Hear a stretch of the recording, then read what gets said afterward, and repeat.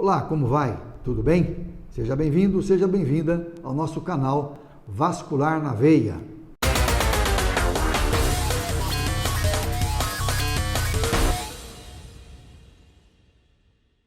Você já se inscreveu?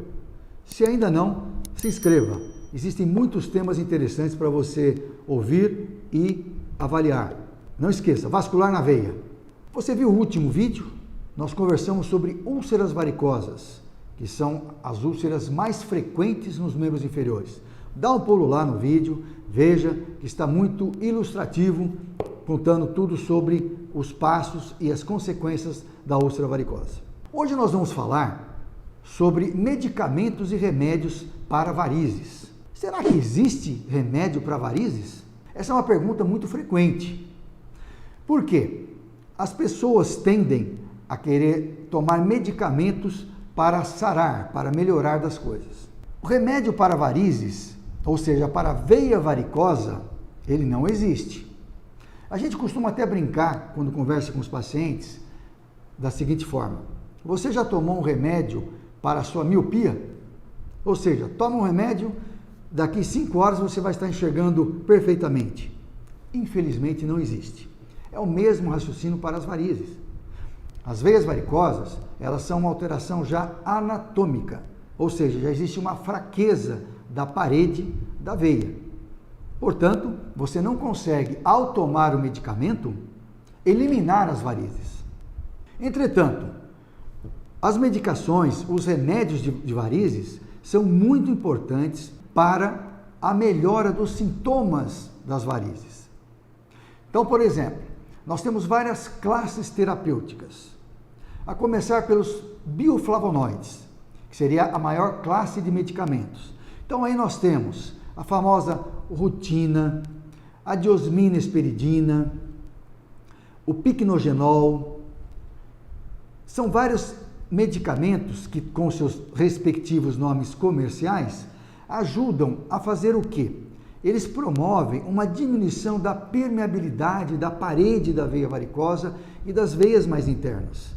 O que é essa diminuição de permeabilidade?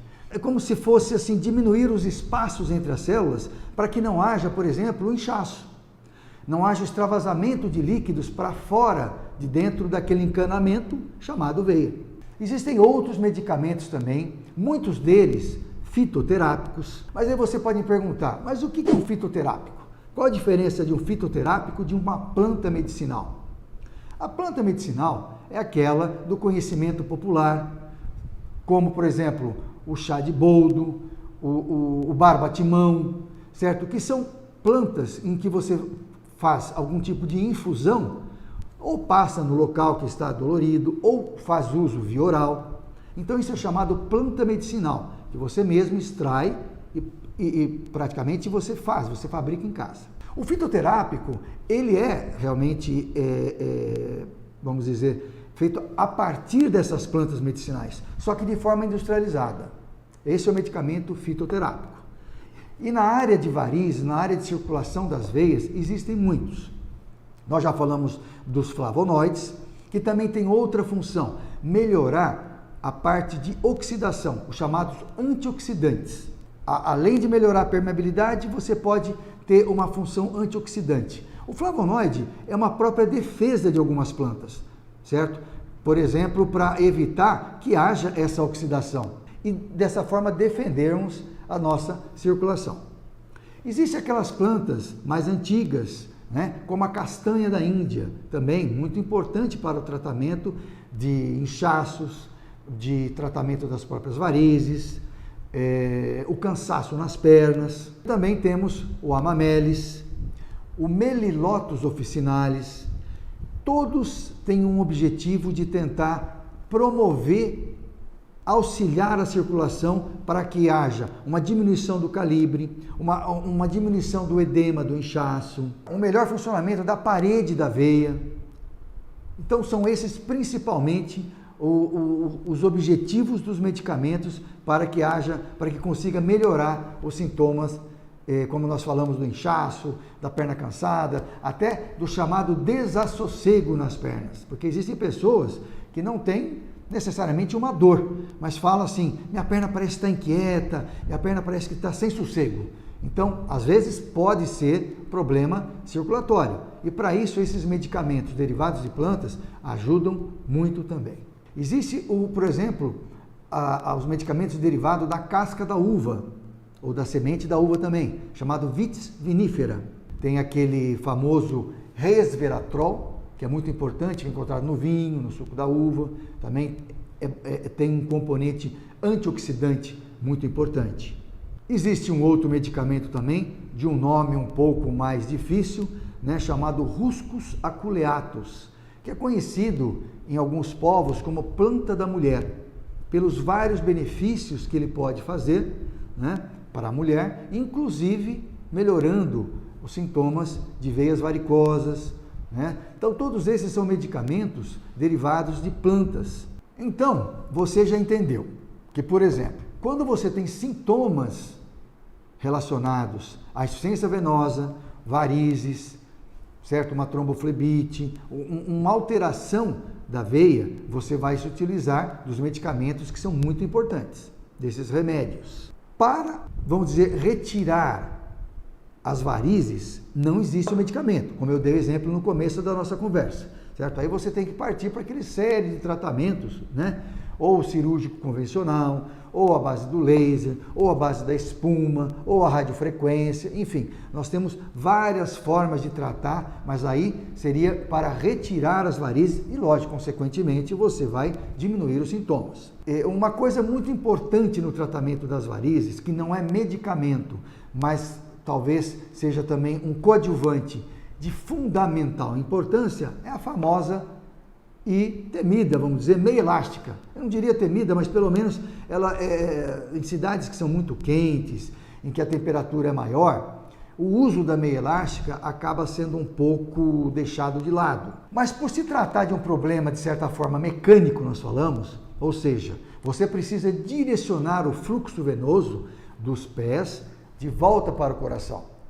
As meias elásticas, elas são graduadas. O que é isso? Elas têm uma maior pressão ao nível dos pés, na chamada esponja plantar. Porque a partir do momento que você tem uma compressão maior ali e gradativamente essa compressão na meia ela vai diminuindo, o que você promove? Você promove uma ajuda do retorno venoso. Consequentemente, você tem menos inchaço, menos cansaço, menos dor nas pernas. As pessoas falam que quando usam a meia e se adaptam à meia elástica, no final do dia, poxa, doutora, minha perna fica até um pouco mais leve.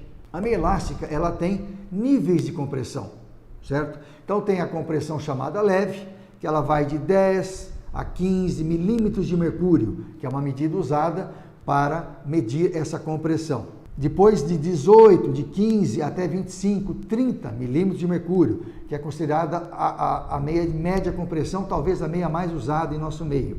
Mas existem as meias elásticas, que são acima de 30 milímetros de mercúrio, que chega até 40 milímetros de mercúrio. Essas meias de 30 a 40 milímetros de mercúrio são meias de uma compressão maior para casos, por exemplo, de trombose venosa profunda. Então, existe uma necessidade de maior compressão para que atinja o sistema venoso profundo e favoreça e facilite o retorno do sangue, a circulação venosa. E também existem alguns casos específicos, selecionados, em que nós temos que usar até 2 meias elásticas.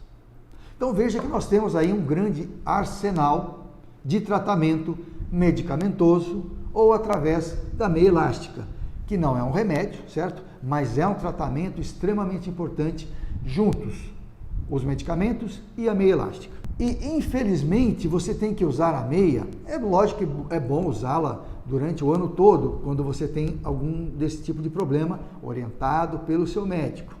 Mas voltando, de certa forma, infelizmente, porque você tem que usar mais quando é calor. Porque é no calor, no verão, quando as veias dilatam mais. E é nesse momento que você precisa mais dos medicamentos e da meia elástica. Para quê? Para ajudar esse famoso retorno venoso, certo? Dos pés de volta para o coração. Resumindo, aquela velha história, cada caso é um caso diferente. Então nós temos que tratar caso a caso com as medicações e também com relação à meia elástica. Então nós falamos lá dos flavonoides, das plantas medicinais, né? Daquela chamada planta da mulher que eu comentei.